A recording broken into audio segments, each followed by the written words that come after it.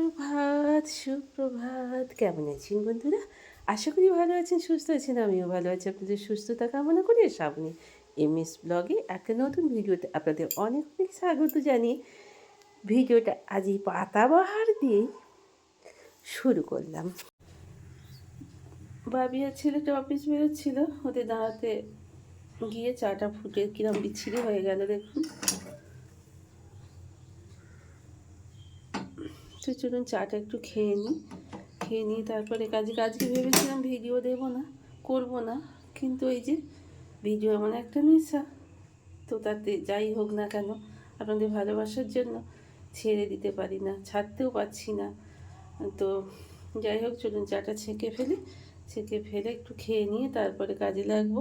মাছগুলো এখানে বেসিনে রেখে দিয়েছি, কাপ টাপগুলো সব ধোয়া এখনও হয়নি। রান্নাঘরের যা অবস্থা আপনাদের দেখাতে ইচ্ছে করছে না, মনে মনে বলবেন শ্রাবণী এত নোংরা। ওই যে বললাম না, সবটাই করতে ইচ্ছে করে, কিন্তু এই যে কাল সন্ধ্যে থেকে প্রচুরই শরীর খারাপ, ভালো করে কালকে ভিডিও বানাতেও পারিনি, ছবি ছাপা তুলতেও পারিনি। তো এখানে কন্ট্রাকশনের কাজ হচ্ছে সর্বক্ষণ, প্রত্যেক দিনই আপনাদের বলি চা সর্বক্ষণ হতেই আছে। তো যাই হোক, ঘরদোর পরিষ্কার পরিচ্ছন্ন হয়ে গেছে, বিছানাটা এখনও পরিষ্কার করে উঠতে পারিনি, এটা করব। এখানে বইপত্র বা সব গুছিয়ে রেখে দিয়েছি, আর বাসন টাসনগুলো মাজা হয়ে গেছে। তো চলুন এবার একটু ব্যালকনিতে যাওয়া যাক। তো ঠাকুরের বাসনগুলো ধুয়ে উপর করে দিয়েছি, এবার চলুন তুলে নেব। তো তুলে নিয়ে এবার রেখে দেবো। এখন তো আর এই ঠাকুরের বাসনগুলো লাগবে না, আবার সেই চৈত্র মাসে মা লক্ষ্মী পুজো, যেহেতু হরিত্বকে দিতে হয় পুজোতে, হরিত্বকেটা খুঁজে পেলাম না, তাই একটা সুপুরি ফল দিতে হয় পুজোটা করার জন্য, উৎসুকু করার জন্য না কি বলে। তো চলুন এবার বাসনপত্র ঢুকিয়ে ফেলার পালা, নালে পায়েটাই ঠেকবে কোথাও। তো আজকের মাছগুলো ভাবলাম বেশি নিয়ে ধুয়ে নিই, কারণ ট্যাপের জল চলে গেছে, টাইমে যে জলটা আসে সেই জলটা চলে গেছে।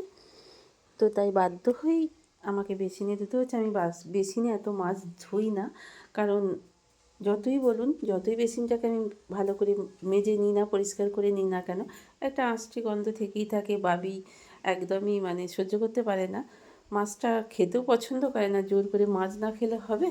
তো মেয়ে ছেলে বলে কথা, মাছটা একটু খেতেই হবে। তাই জন্য কী করি বলুন তো, বাইরেতেই মাছগুলো আমি ধুয়ে নিই, আর বেশি বাসন হলে বাইরেতেই আমি মেজে নিই। তো যাই হোক, মাছগুলো আজকে এইখানেই ধুয়ে নিলাম, কিছু করার নেই, আর জলটাও চলে গেছে। তো চলুন বন্ধুরা, তো মাছগুলো বাছা শেষ হয়ে গেল। এটাতে বাটাতে আর রুই মাছেতে আছে, তো দারুণ সুন্দর আজকে মাছ পেয়েছে। আর এখানে কাটাপোনা মাছ, ভীষণ সুন্দর কাটাপোনা মাছগুলো। ও আমার বাবিটাও পছন্দ করে, ছেলেটাও ভীষণ পছন্দ করে। আর এগুলো গত সপ্তাহের মাছ, মানে যেগুলো পুকুরে পেয়েছিল বাবুই দিন আমাদের পুকুরের মাছ, সেগুলো অবশিষ্ট থেকে গেছে, তারপরেও বাড়িতে চলে এসছে এই এত মাছ। তো চলুন, একটা বিশাল কাজ যেন মনে হলো সেরে ফেললাম স্নানের আগে, যাওয়ার আগে। তো গা হাত পায়ে কোথাও না কোথাও দেখবেন আপনাদের মাছ বাছার পর কোথাও না কোথাও হাতে টাতে লেগেই থাকে, কি বলুন তো, আঁশগুলো। তো যাই হোক, স্নানের আগে যদি কোনো সেরে ফেলা যায়, বিশাল একটা কাজ, মানে সাংঘাতিক ধরনের একটা কাজ। তো আজকে বেশি নিয়ে মেজে ফেললাম, কারণ জল চলে গেছে, যেটা আগেই আপনাদের বললাম। তো চুন মাছগুলো আগে কন্টেনারে ভরে ফেলে গ্যাস মুছিয়ে নিয়ে তারপরে ইয়ে করবো।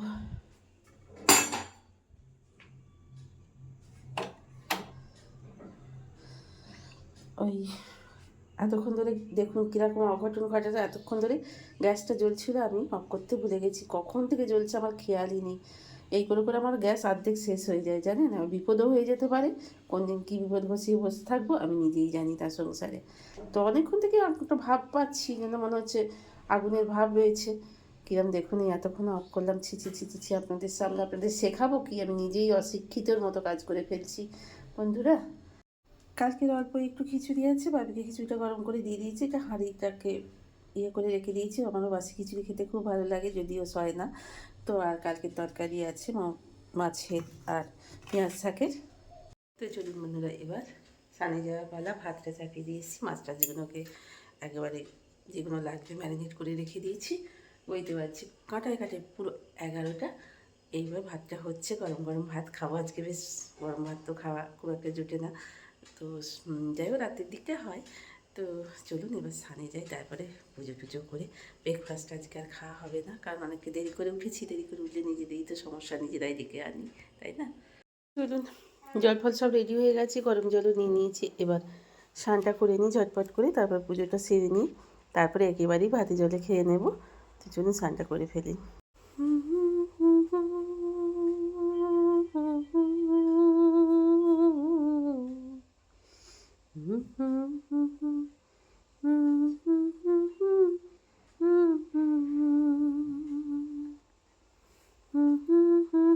কী বলুন তো বন্ধুরা, কারোর বাড়িতে অনেক তার ছিল, তো সুন্দর মতো দেওয়ার জায়গা ছিল।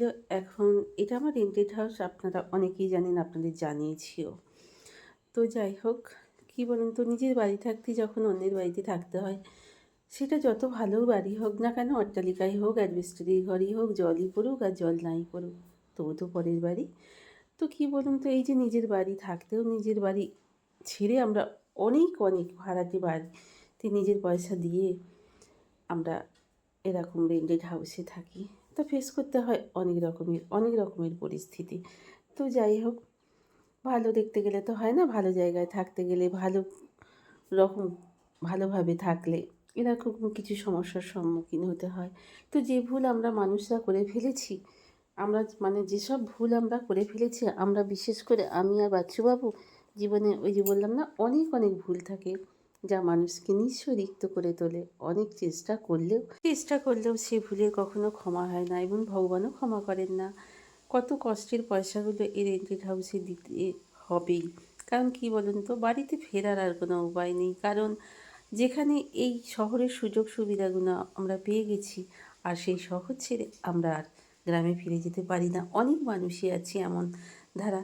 তো জামা কাপড়গুলো শুকোতে দিয়ে দিলাম, এইসব ভুলের সত্যি কোনো ক্ষমা হয় না।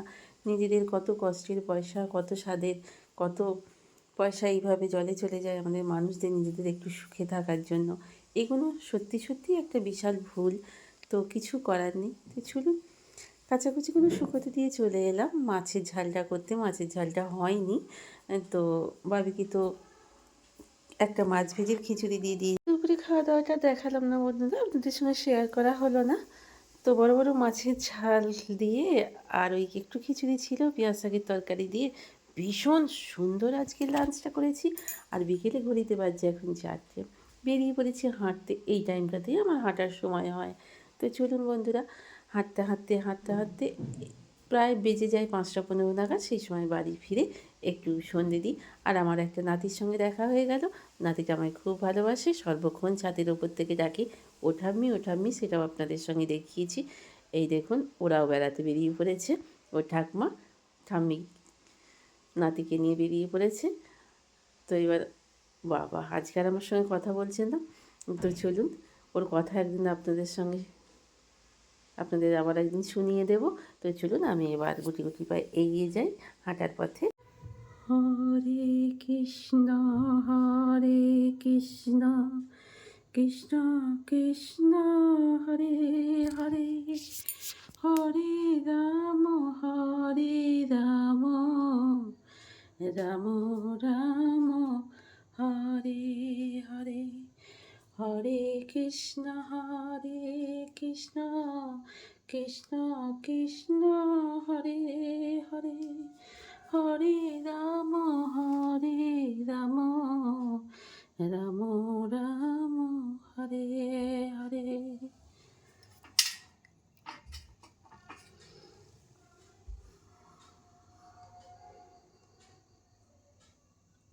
হরে কৃষ্ণ হরে। কোন প্রদীপ জ্বালার পর সন্ধে উত্তীর্ণ হয়ে যাওয়ার আগেই আপনারা প্রদীপটাকে অফ করে দেবেন, কারণ প্রদীপকেও ঠান্ডা করতে হয়। প্রদীপ তো সর্বক্ষণ জ্বললে আমাদের সংসারটাও অনেকটাই জ্বলে পুড়ে যাবে, তাই প্রদীপটাকেও ঠান্ডা রাখতে হয়। তো সন্ধেবেলায় বসে থাকতে টিভি দেখছিলাম। টিভিটা দেখতে দেখতে মনটা বড়ই খারাপ হয়ে গেল। ভীষণ অত্যাচার হচ্ছে তো বইটাতে, তার স্বামী তার স্ত্রীকে অত্যাচার করছে। সহ্য করতে না পেরে জামা কাপড় ঝাড়াস করে উঠে পড়লাম। উঠে পড়ে জামা কাপড়গুলো একটু গুছিয়ে নেবো বলে চলে এলাম। কী ধরনের অত্যাচার, বাপরে বাপরে! এই ধরনের অত্যাচারই তো লাঞ্ছিত আমরা মেয়েরা সারা জীবনই হয়ে আসছি। তো দেখতে একদমই ভালো লাগে না, বহুতই কষ্ট হয়। ওই দেখুন কী ধরনের মানে আর দেখাচ্ছে পতি পরম গুরু, পতি পরম গুরু। পতিদের যদি এইরকম অত্যাচার থাকে আমাদের মেয়েদের ঘরে, সত্যি প্রতিবাদে গর্জে ওঠা উচিত আমাদের মেয়েদের। কিন্তু এরকম অনেক মেয়ে অনেক বাড়িতে মুখ বুঝে সহ্য করে ভালোবাসার সংসারে পড়ে থাকার চেষ্টা করে। কি বলুন বন্ধুরা? এটাকে একটু চা করে দিলাম, ও একটু চা খাবে বললো এসে। তো আর আমাকে ও ময়দাটাও নিজেই মেখে দেয়। তো আমার হাতে ব্যথা করে বলে আজকে ওকে মাখতে দিয়েছি, এগরোল হবে।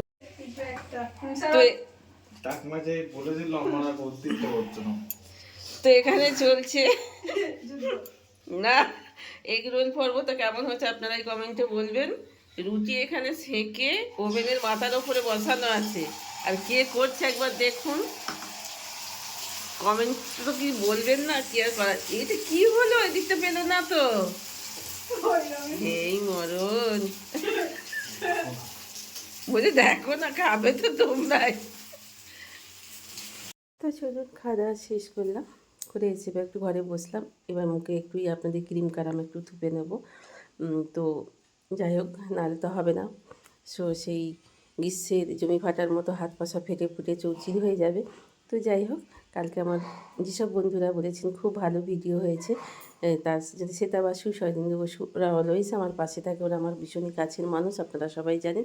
আর সঙ্গে সোমা গাঙ্গুলি বলেছে খুব সুন্দর ভিডিওটা, খুব খুব ভালো হয়েছে বলেছে। তো সোমা, তুমি আমার ভিডিও দেখো, তোমাকে অনেক অনেক ধন্যবাদ, অনেক অনেক ভালোবাসা। তুমি ভালো থেকো, সুস্থ থেকো, আমার ভিডিও অলওয়েজ দেখো, এই কামনা।